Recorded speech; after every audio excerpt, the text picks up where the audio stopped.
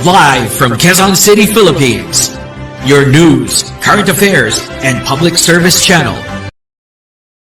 Philippines, welcome to Channel TV 0077. Ingod Bayan, ang nag-iisang may pusong mapagkawang gawa sa mundo ng balitaan, kalusugan, kapayapaan, katarungan at kagandahan, na may kasama pang aliwan at tugtugan, mga kababayan kong Pilipino.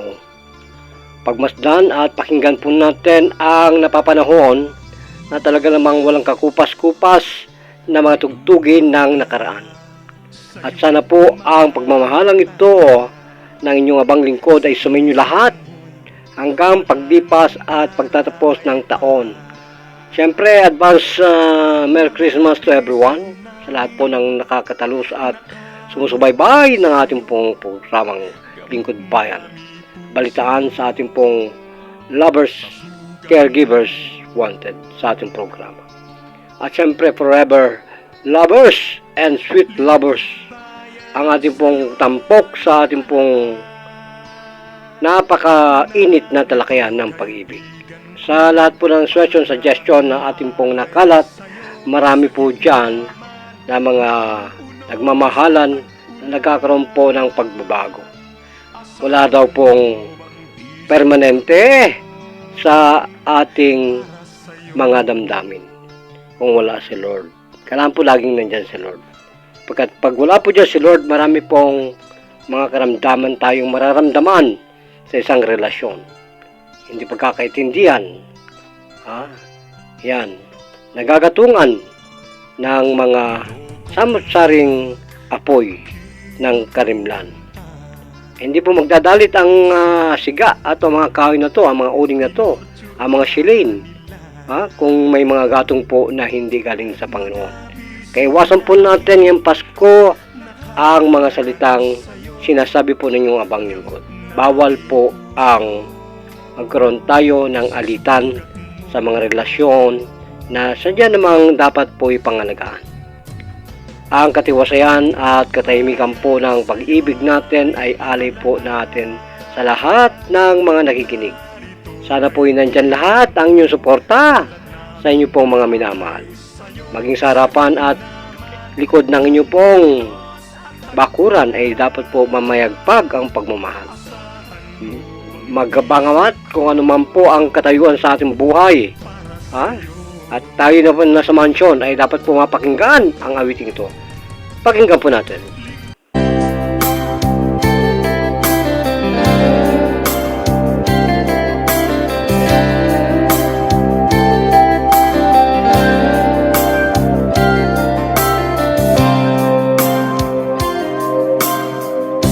Nakita mo na ba ang iyong Panginoon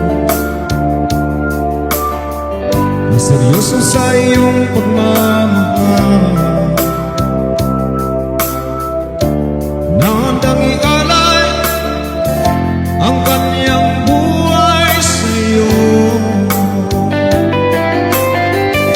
Bihira na ngayon ang may forever, kaya pag nagmahal, ingatan mo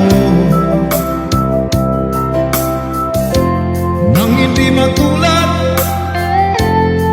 sa nangyari sa iba.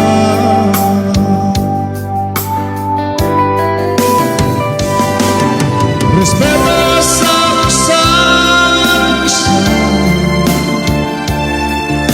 sikreto na masayang pagsasama. Problema ay pag-usapan na, na pinalumala, kaya ayusin natin.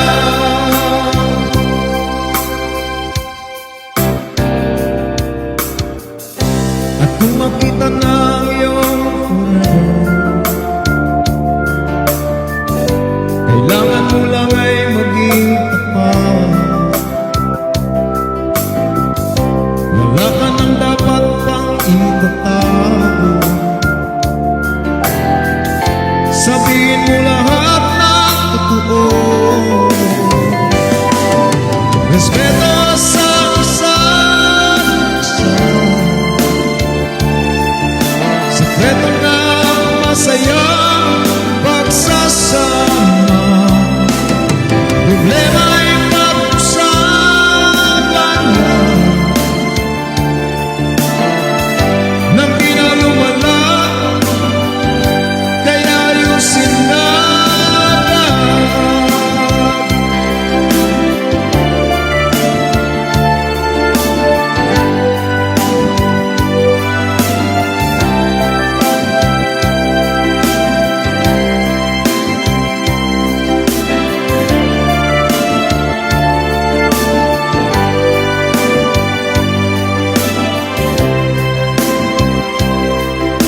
respeto sa isa't isa,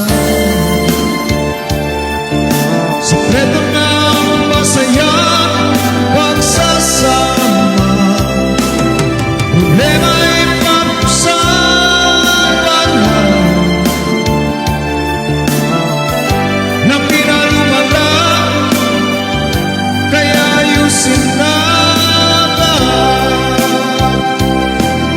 kaya ayusin na agad. Salamat Pilipinas sa ating pakikinig at pakikisa sa ating pong programang Lovers, Caregivers Wanted sa ating programa. At lalo na po mga forever lovers na talaga na pong lumalakad sa buwan at mga bituin. Ay atin po kayong binabati ng masayang awitan ng kantang ito. At kay Mang George sa San Felipe ng ating pong masugid na tagapaginig dyan po sa Isabela, ay atin po kayong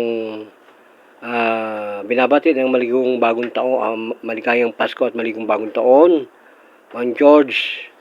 At ikaw po pala ay 95 na, ay diretso pa po ang iyong init ng pagmamahal sa iyong iniiro. At sabi ko nga po sa ating lahat at ang ating pong huwag kakalimutan ay ang Panginoon. Kapag po yan ay nawala sa ating pong lingwahe, ay wala pong magtatagal sa lupa. No forever. Wala pong forever ng pagmamahal kung ang hindi po natin sinusunod ay ating pag-ibig sa Diyos. Wala po yan. At kahit po tayo ay anuman ang ating katayuan, kapag po tayo nakiisa sa Panginoon, wala pong mataas dyan at wala pong mga bagay na tayo ay pag-uusapan sa Diyos. Sapagkat ang Diyos po ay pag-ibig, kaya po gayahin po natin ang pagmamahal ng ating dakilang lumikha. Katiwasayan sa usaping pagmamahal. At yan po ang sasadlakan ng mga pag-ibig na talagang matagumpay. Na hindi tumitingin sa nakaraan at sa hinaharap. Ito po ay nakatingin sa ating mga pangarap sa Diyos Ama. One God, one nation.